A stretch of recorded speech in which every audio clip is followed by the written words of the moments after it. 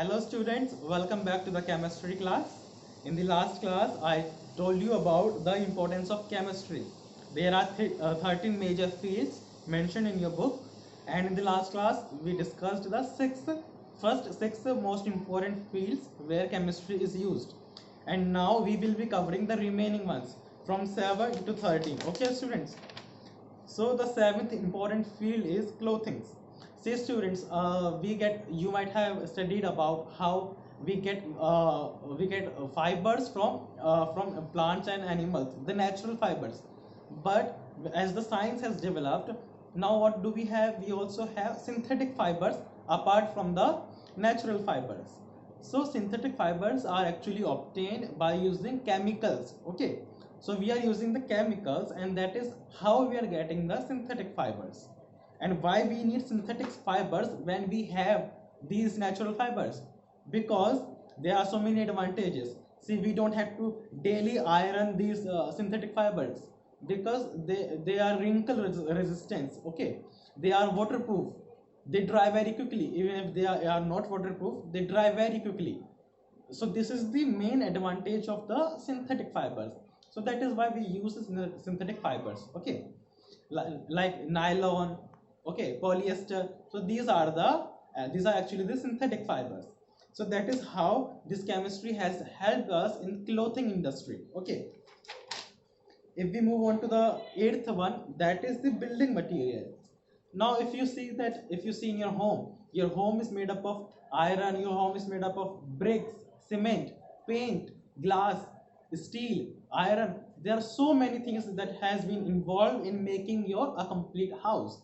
But if you go to the villages, the rural part of the country, you will see that they have these not so good houses, which are also known as kacha houses, which you have studied in your SST book, in your SST subject. And these building materials like cement, mortar, these all are obtained with the help of chemicals. Okay students, so this is how your chemistry is involved in making or in manufacturing these building materials. Now the ninth one we have is the transport. Now if you see, we transport with the help by means of road or airways or waterways. And what are the vehicles we use? We use car, train, buses, right, aeroplane. So what are these made up of? These are made up of metals, glass, right? So these are all and we paint them. Okay, so where are we all getting, from where we are getting all these substances? We are getting these substances with the help of chemistry. So that is why this chemistry is useful in our transport system. Now the 10th one we have is the communication devices. So now if you see, you have mobile phones. Okay, we have walkie-talkie, we have we have so many things like radio, etc. We have so many things. So these are made up of certain synthetic wires. They are made up of plastics and some paints. And so these all substances are obtained with the help of chemistry. So chemistry is helping in making these communication devices. So that is how chemistry is involved here. The 11th one we have is the national defense. See, every country has their own army. Same here also in India we have our army, and in our army also we have national defense. Okay, so in our national defense we use many substances, right?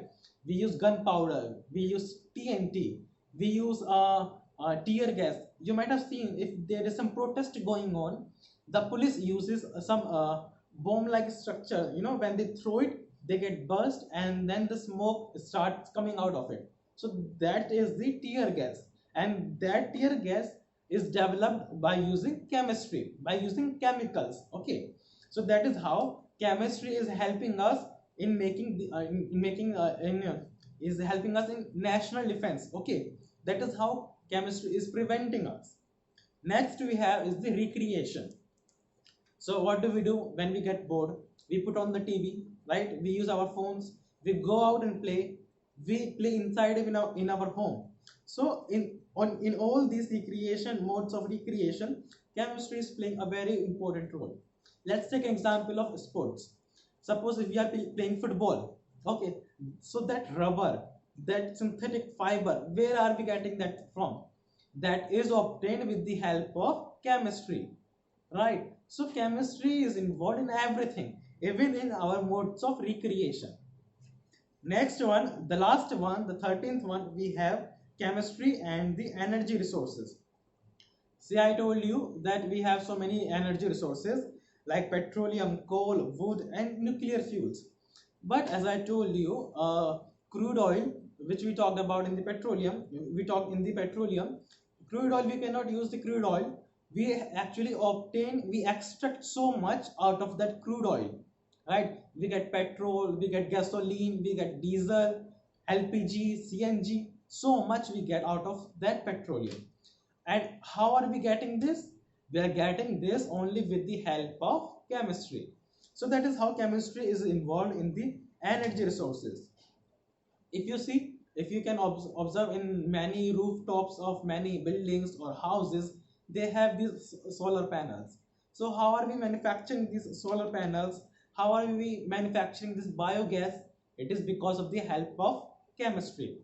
And therefore, if we conclude everything, all these 13 major fields, we get to know that chemistry is helping in building our national economy.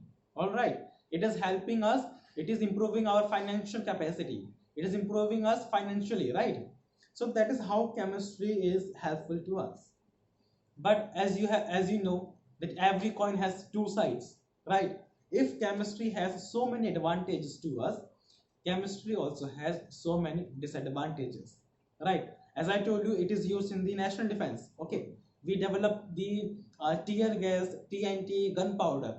But what's happening nowadays, many of the people, mainly the terrorists, what are they doing?